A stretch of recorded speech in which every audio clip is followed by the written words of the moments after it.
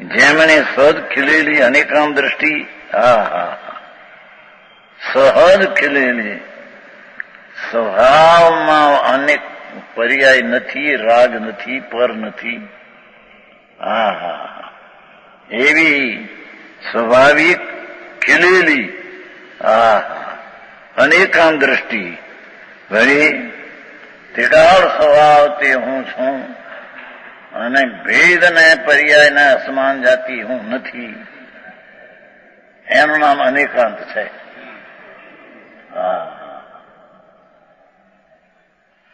એ અનેકાંત દ્રષ્ટિ વળી સમસ્ત એકાંત દ્રષ્ટિના પરિગ્રહના આગ્રહો પ્રક્ષિણ કર્યા છે.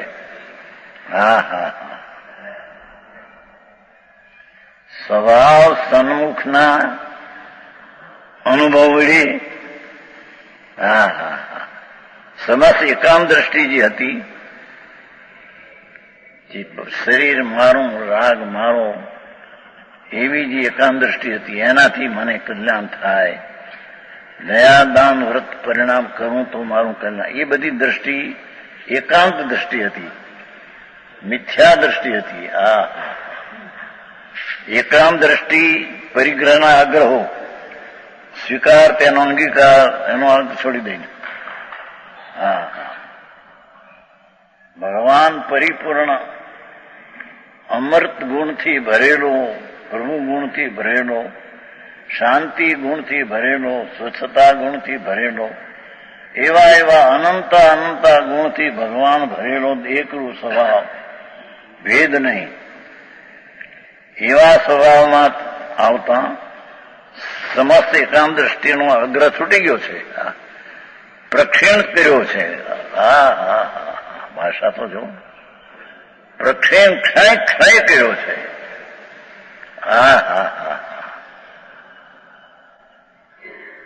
પંચમારાના સંત, પંચમારાના અપ્રતિબુદ્ધ જીવ જયારે પ્રતિબુદ્ધ પામે છે તેની આ વાત કરે છે.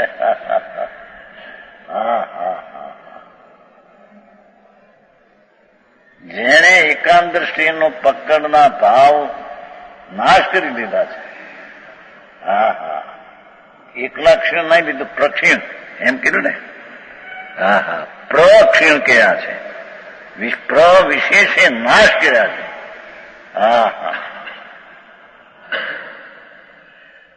કુંકુંદાચારમાં આવે છે પ્રવર્તન થાને પહેલા કે કુંકુંદાચાર કેવા છે, સમજ પર એકાંત આગ્રહનો નાશ કર્યો છે.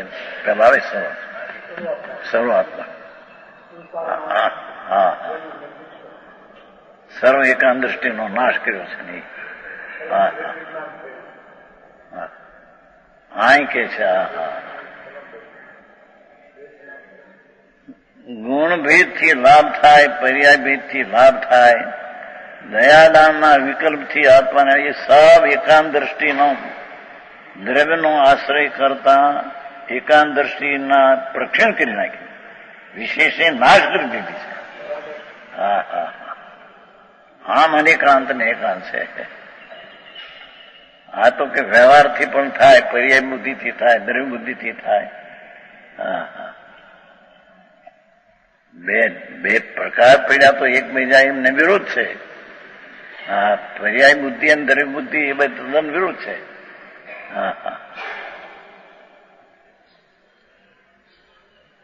આવ્યા સાંભળતા હજી કઠણ પડે, સાંભળવા મળે ને એ વિચારે કે યારે જિંદગી જાય છે. ઘણા જેવું એમને મફમાં જિંદગી ગાળી, જન્મ મરણના આટામાં ચાલ્યા જાય પાછા.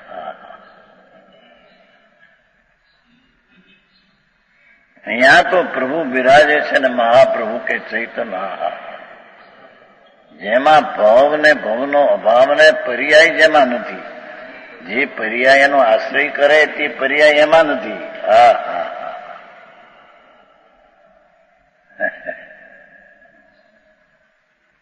એવી એકાંત દ્રષ્ટિ સમસ્ત પરિગ્રહના આગ્રહો પ્રક્ષીણ કર્યા છે. જો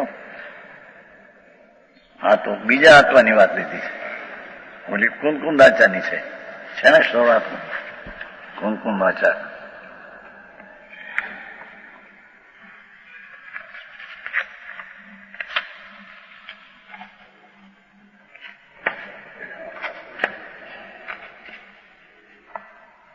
હા હા, જેમને સંસાર સમુદ્રનો કિનારો જેમને નિકટ છે. પાનું ત્રીજું છે. હા હા હા, એ શબ્દો અહીંયા દ્રવ્યનો આશ્રય કર્યો છે એને લાગુ પડે બધા. સંસાર સમુદ્રનો કિનારો છે ત્રીજે પાને નિકટ છે. એવા કોઈ મહાત્મા કુમકુંદાચાર સાતિશય વિવેક જ્યોતિ જેમને પ્રગટ થઈ. સાતિશય વિવેક જ્યોતિ રાગ ને પરથી ભિન્ન તો સાતી વિશેષ ઉત્તમ વિવેક જ્યોતિ પ્રગટ થઈ કે જે જ્યોતિ પ્રગટ થઈ તે હવે અસ્ત થવાની નથી. હા હા હા, પરમ જ્વેદ પ્રકાશ અને સમસ્ત એકાંતવાદની વિદ્યાનો અભિનવ જેમને અસ્ત થયો જો. સમસ્ત એકાંતવાદની વિદ્યાનો અભિનિવેશ આગ્રહ અભિપ્રાય અસ્થયો છે. હા હા હા, એવા પરમેશ્વરી જન ભગવાનની અનેકાંતવાદ વિદ્યાને પામીને સમસ્ત પક્ષનો પરિગ્રહ શત્રુ મિત્ર કોઈ પક્ષ છોડી દઈને અત્યંત મધ્યસ્થ થઈ ગયા. હા હા હા હા, એ શબ્દ અહીં વાપર્યા. ભગવાન કુમકુંદાચારમાં વાપર્યા એ શબ્દ અહીંયા દ્રવ્યના આશ્રમમાં. હા હા હા, આત્મા છે ને કે તું આત્મા છો ને પ્રભુ. તને એક સમયની પર્યાયની રમતમાં તને અંતર પડ્યો પ્રભુ, એને સૂઝ પડતી ને તને. હા હા, સૂઝબૂઝ પડતી નથી પ્રભુ. એક સમયની પર્યાયની રમતુમાં અનંતકાળ ગાયો પ્રભુ, માટે તને એમાં સૂઝ પડતી નથી. પણ પ્રભુ તો મહાપ્રભુ બિરાજે છે જોડી અંદર અંતરમાં. એવા મહાપ્રભુનો આશ્રય લઈ અને જેણે એકાંત દ્રષ્ટિ સર્વથા છોડી દીધી છે. હા હા,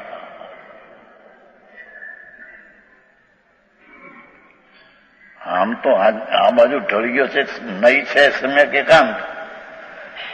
હા હા, પણ સમ્યક એકાંત મિથ્યા એકાંતનો નાશ કરીને સમ્યક એકાંત ઉત્પન્ન થયો છે.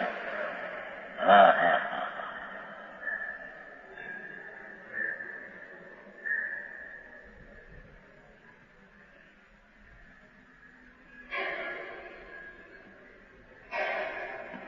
એકાંત દ્રષ્ટિના સમસ્ત એકાંત દ્રષ્ટિના પકડને, હા હા હા, સ્વીકારને અંગીકારને પ્રક્ષણ કર્યા છે. હા હા હા, એવા મનુષ્યાદી ગતિઓમાં અને તે ગતિઓના શરીરમાં ગતિ અને ગતિના શરીરમાં અહંકાર મમકાર નહીં કરતા. હા હા હા, 94 છે ને. અહંકાર અને મમકારનો અર્થ કર્યો બીજો બેંકમાં ટીકામાં છે.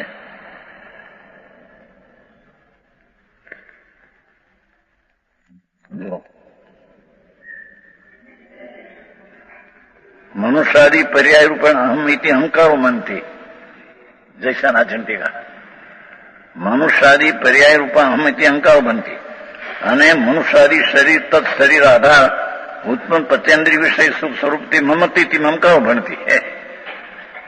અને મમનો બેનો ફેર પડ્યો. હા હા હા, ટીકામાં છે જય સનાતન ટીકા. એ પારિગ્રહ વંચાય છે ને એ જ ઉપર છે, એની ઉપર છે.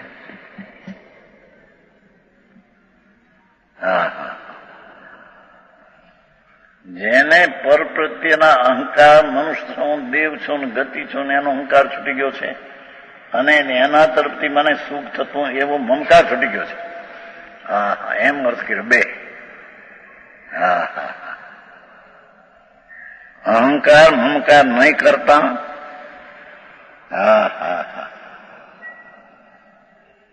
અનેક ઓરડાઓમાં સંચારી રતન દીપકની માફક હા હા હા લઈ જવામાં આવતા, જેમ જુદા જુદા ઓરડામાં લઈ જવામાં આવતો રતન દીપક રત્નો દીવો એક જ રૂપ રહે છે. ગમે તે ઓરડામાં લઈ જાવ તો એક જ રૂપે. હા હા હા, ગમે તેવા રાગને મનુષ્ય દેહાદી દેવદેહમાં હો, પણ એ તો રતનનો દીવો તો એવો ને એવો ચૈતન મૂર્તિ ભગવાન છે. અનેક ઓરડામાં રતનનો દીવો લઈ જાઓ તો રતનના દીવામાં તો કઈ પવન લાવવો પડતો નથી એના ચમકને. એમ તેમ ઓરડામાં જતા તે ઓરડા રૂપે તે રતન થતું નથી. એમ ભગવાન આત્મા અનેક શરીરોમાં રાગાદીમાં ભલે વર્તાઈ ગયું, છતાંય ચૈતન રતન તો એનાથી ભિન્ન જ વર્તે છે.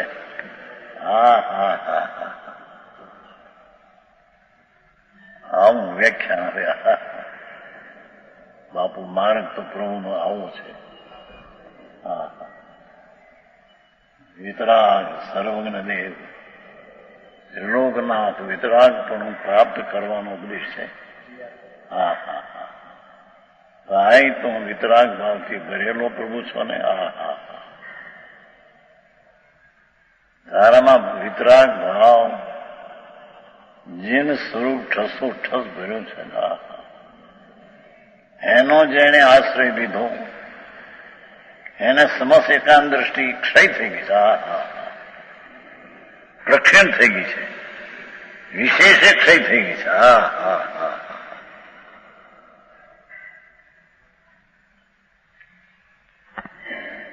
પ્રભુ વર્તમાન તો ક્ષોભસમ સંકિત હોય છે ને.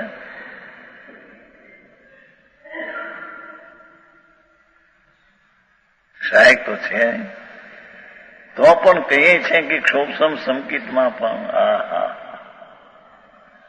સમસ્ત એકાંત દ્રષ્ટિનો વિશેષ નાશ થઈ ગયો છે. ભલે ક્ષોભસમ હો કે શાયદ થવાની બીજે ભવે તૈયારીઓ હોય એવો હોય અહીંયા, પણ એ અહીંયા બધા અગ્રહ જેટલા એકાંતના બધા છૂટી ગયા, નાશ થઈ ગયા. એકલો પ્રભુ પૂર્ણાનંદનો નાદ ભગવાન ધ્રુવ સ્વભાવ વિનાયક ભાવ એના આશ્રય લઈને જે ચૈતનના પ્રકાશના નૂર પ્રગટ્યા, એમાં એકાંતના અગ્રહો બધા નાશ થઈ જાય છે અને નિર્મળ અનેકાંત પર્યાય પ્રગટ થાય છે. એકાંત સમસ્ત એકાંત દ્રષ્ટિનો નાશ પ્રક્ષીણ થાય છે, વ્યય કીધો. પણ આ ત્રિકાળી આનંદના નાથનો આશ્રય લેતા સમ્યક દર્શનાદિ અનેકાંત જે પર્યાય છે તે ઉત્પન્ન થાય છે.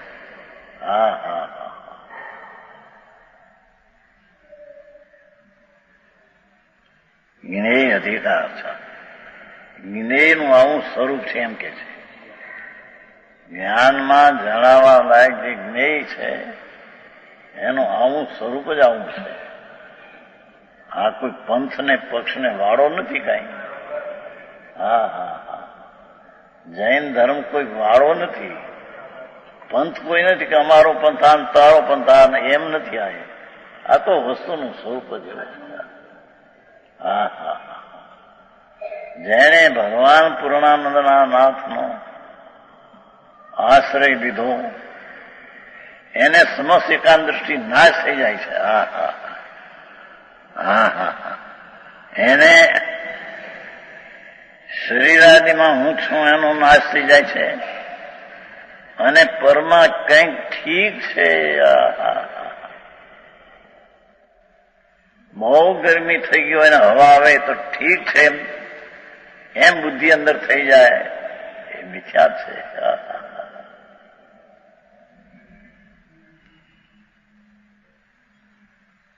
પંખો આવે, પંખો આપણે મોટી સભામાં બધે પંખા રાખે ઉપર, આંબળ ઊંચા ને પંખા રાખી માથે. આ મુંબઈમાં ને બધે અમદાવાદ ને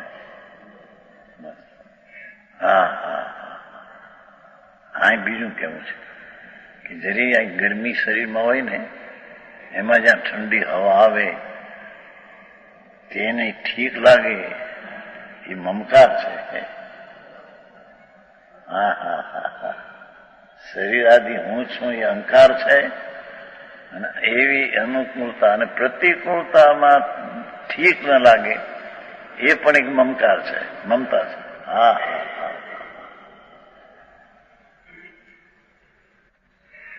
બારણા બંધ થાય ને ગરમી લાગે અંદર,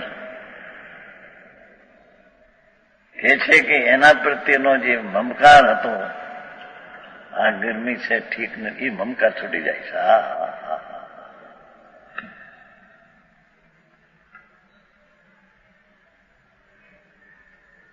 ગરમી એટલી બધી લાગી હોય, લૂ, આ એમાં ઠંડી હવા આવે એટલે આમ ઠીક પડે ને, કે છે કે એ એવો મમકાર જ્ઞાનીને છૂટી જાય છે.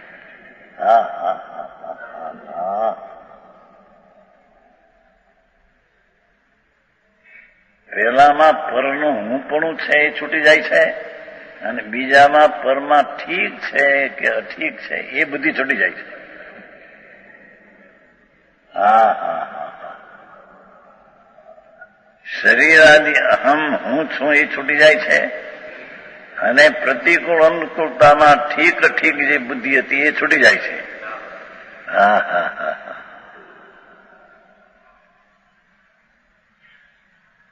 ગજબ કામ કર્યા છે ને, વસ્તુની સ્થિતિ વર્ણવી છો. હા હા હા.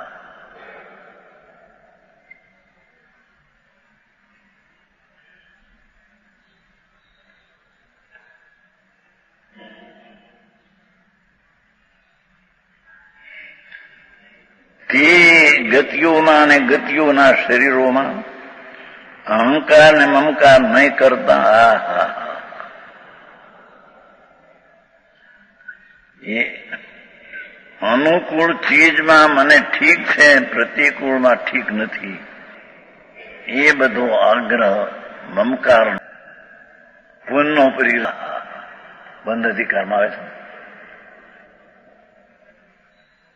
એ આદિ પછી બધું ઘણું નાખ્યું છે એમાં બધું. આ હા હા હા. જ્યાં ભગવાન જાગ્યો અંદરથી અને એકાંત દ્રષ્ટિ થતા એકાંત દ્રષ્ટિનો નાશ થયો, ત્યાં પરમાં કંઈ પણ ઠીક ઠીકપણું એવી શ્રદ્ધા ઉડી જાય છે. આવો માર્ગ છે બાપા. હા હા હા.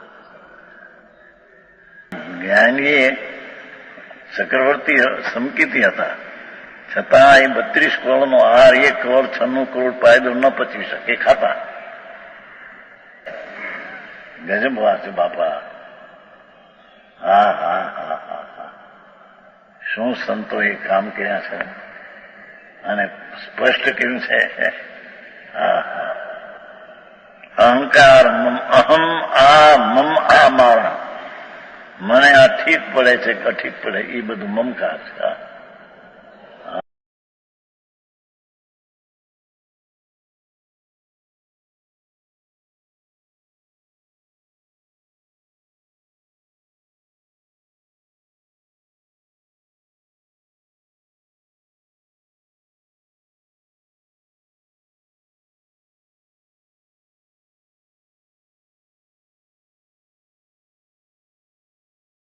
वहाँ पर बात चल रही थी कि ये जो पर समय जीव है, ये जीव अनादि अज्ञान का मूल, जो जीव और पुद्गलात्मक असमान जातीय द्रव्य पर्याय है, उस असमान जातीय द्रव्य पर्याय में क्या करता है, बल धारण करते हुए आत्म नपुंसक होने से क्या करता है।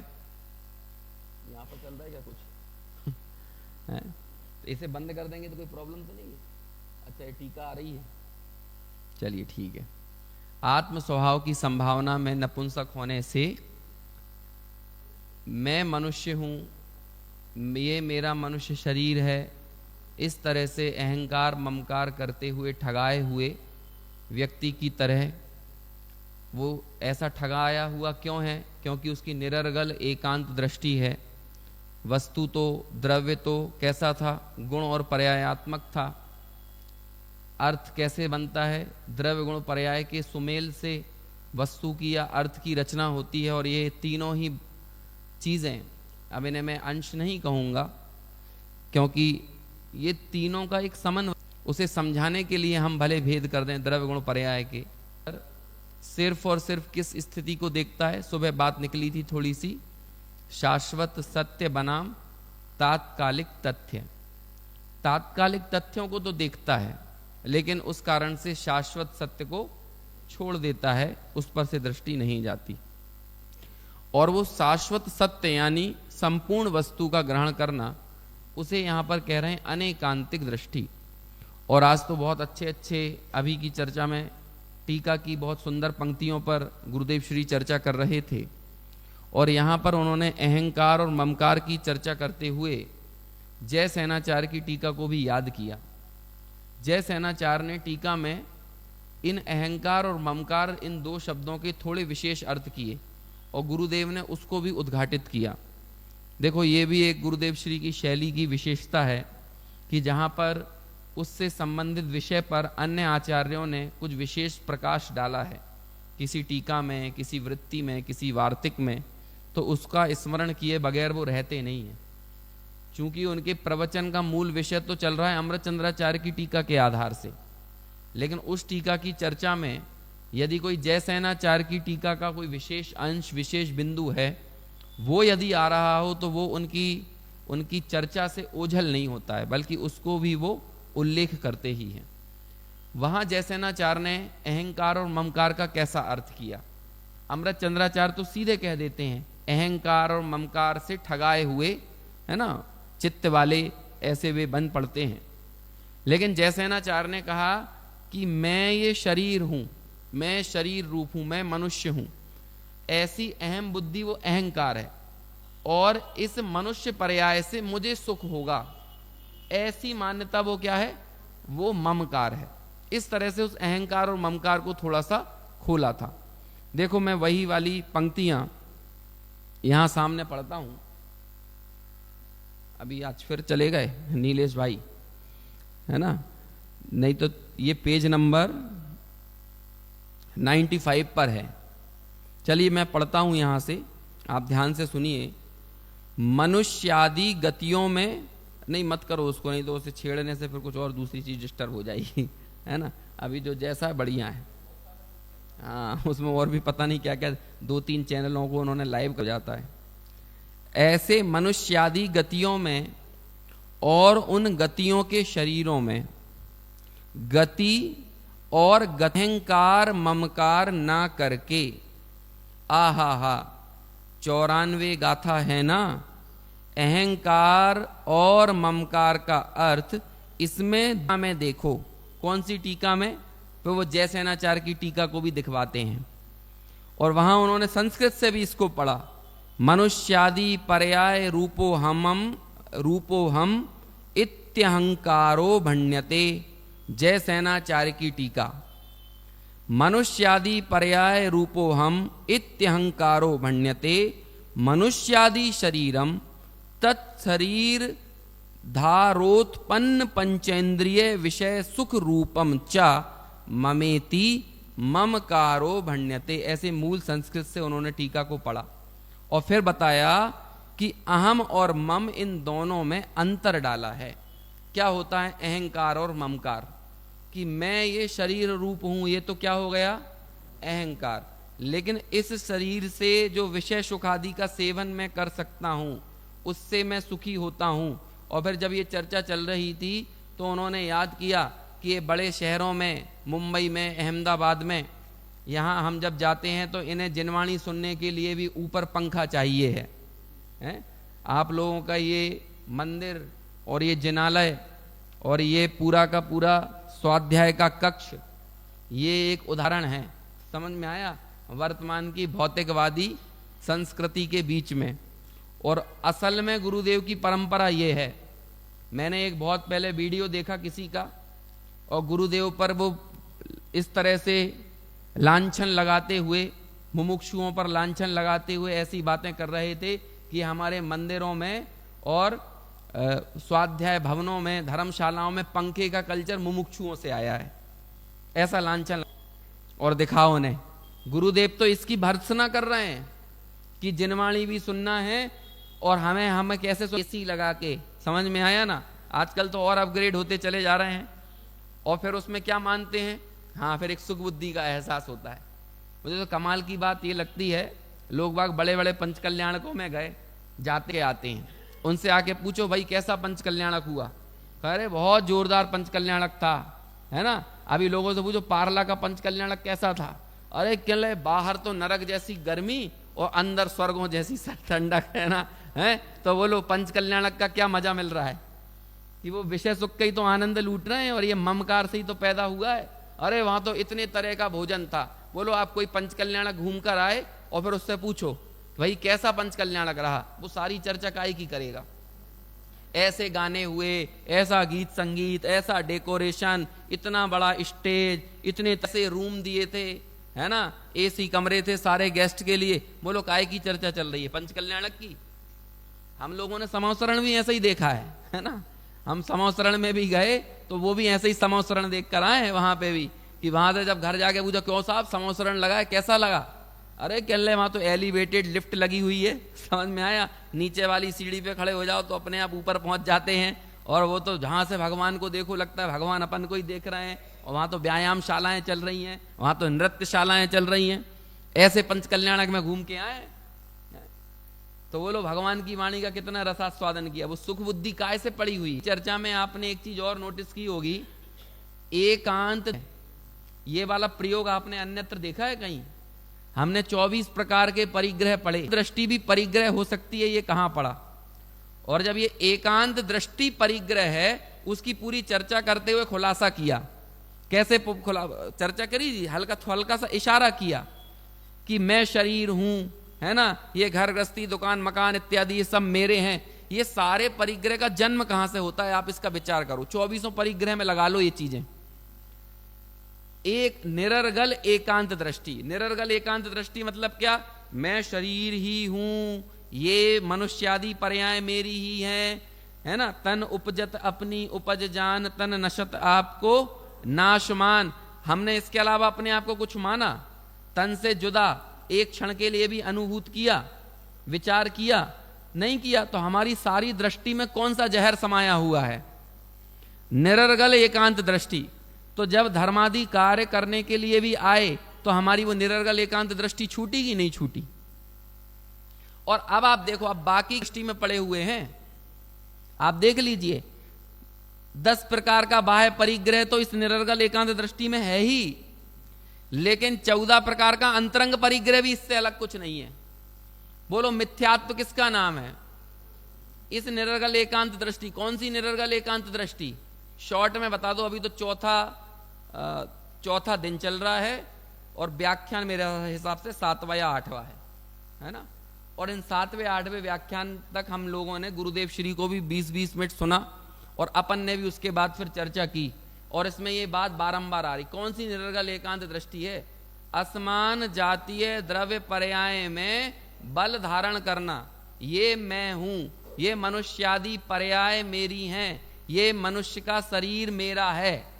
समझ में आया, मनुष्यादि पर्याय मैं हूं और मनुष्य का शरीर ये मेरा है।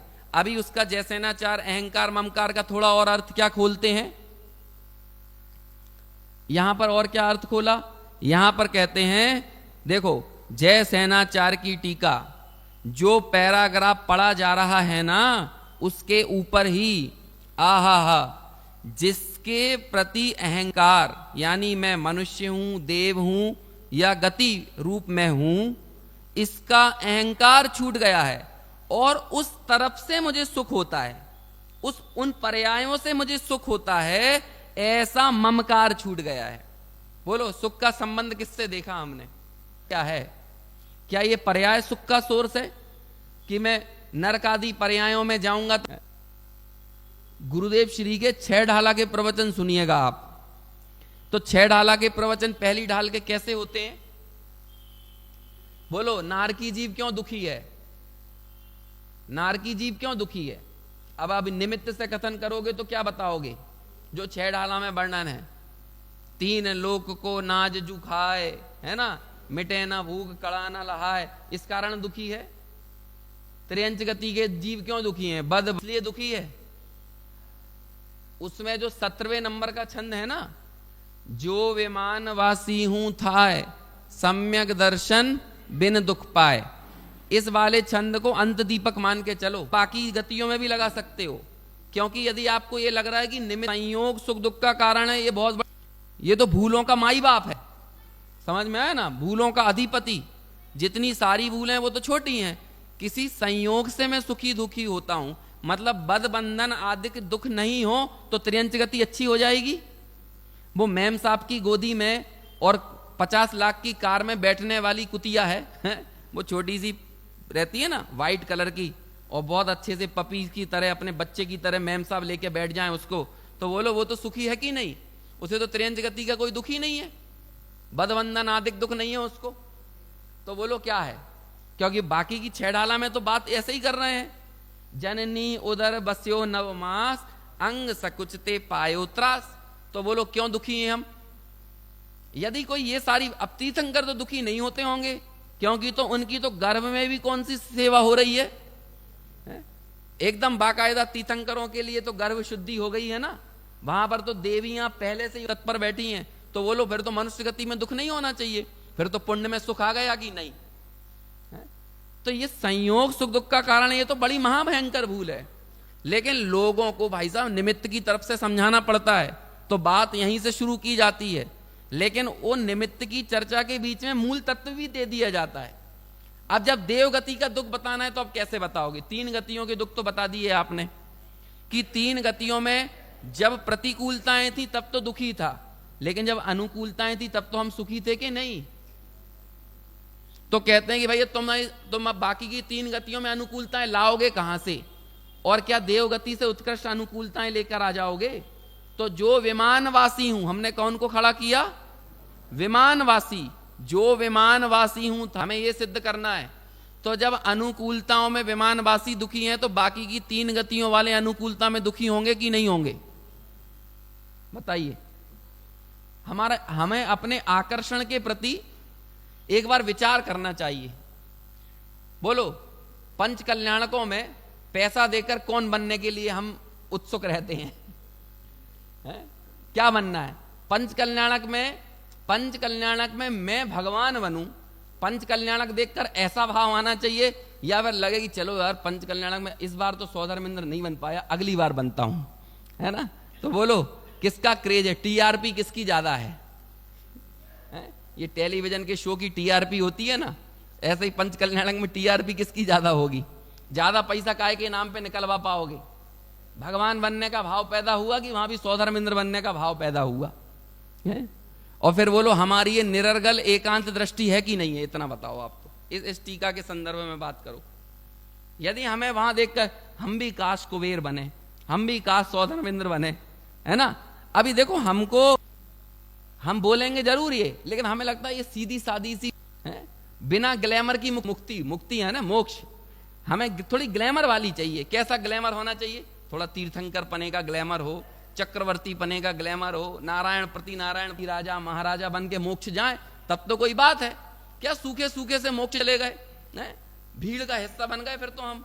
जैसे कि वो कौन सी पारसनाथ भगवान की टोंक का नाम क्या है सिम्मई शिखर में? स्वर्ण भद्रकूट। अब वो स्वर्ण भद्रकूट से तो करोड़ों मुनि मोक्ष गए, तो हमें वो करोड़ों में थोड़ी शामिल होना है। हमें तो ग्लैमर वाली मुक्ति चाहिए कि नहीं, कि जहां से जिनके कारण वो पूरी टोंक जानी जाए। समझ में आया? ऐसा मोक्ष जाना है हमको। तो ये जो हमारा आकर्षण है ना, ये किसका आकर्षण है? ये संयोग का आकर्षण है, ये पुण्य का आकर्षण है, ये राग का आकर्षण है, ये देह का आकर्षण है, ये पर्याय का आकर्षण है। और जब ये पर्याय मात्र का आकर्षण जिनके भीतर पड़ा हुआ है ना, उन्हें कभी ये मिलने वाला भी नहीं है। पुण्य का संरक्षण करने की सामर्थ्य भी आत्मानुभूति में है भाई साहब, और किसी में नहीं है। पुण्य का कोई संरक्षण नहीं कर सकता। मिथ्या दृष्टियों का पुण्य तो ऐसा ही होता है, क्या बताएं उसे, ये गोबर के कंडों टाइप का। उसमें कोई दमी नहीं है कि सम्यक दृष्टि अभ्युदय सुख को प्राप्त करेगा, वही निश्रेय सुख को प्राप्त जाती है। कि वो जो लौकिक में भी जिस सुख के प्रति तुम्हारी जो लार टपक रही है ना, वो सुख भी मिलेगा तो किसे मिलेगा? उन्हें मिलेगा जो उस सुख को चाहेंगे नहीं, जो उस सुख की दीवानगी में नहीं पड़े रहेंगे। और जो उस सुख को देखकर, संयोगों को देखकर अपनी लार टपका रहे होंगे, उनकी बात तो जाने दो, वो तो निरर्गल एकांत दृष्टि वाले हैं। गुरुदेव श्री ने चर्चा की थी, उन्होंने तो सिर्फ इशारा किया, वो सारी बात तो करेंगे नहीं कि हमें यहां भी मंदिर में भी अपन पहले घुसेंगे ना तो भगवान बाद में देखते हैं, पंखे का बटन पहले देखते हैं, है? वो तो आपके यहां सुविधा नहीं है तो आदमी को जल्दी से देख के निकल जाना पड़ता है, तो उसके लिए अपन ने दूसरा उपाय निकाला है कि प्रवचन सुनने बाहर बैठ जाओ है ना, वो एक आसान उपाय है? क्योंकि देह में सुख बुद्धि नहीं है, इस बात को भी सुख बुद्धि के साथ सुनना चाहिए समझ में आए कि नहीं?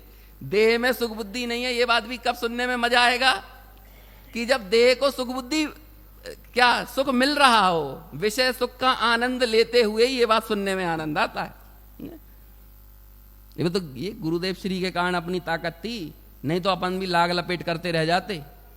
आज दुनिया भर में चल रहा है, जहां पे गुरुदेव का तत्व नहीं है ना, वहां लाग है, गुलाम बनाया जाता है। आप तो जो करते रहो, जो खाना है जो खाओ, जो पीना है जो पियो, जो धंधा पानी करना है वो धंधा पानी करो, बस हमारे यहाँ चढ़ावा चढ़ाते जाओ, बोलियां बोलते जाओ, पैसा डालते जाओ।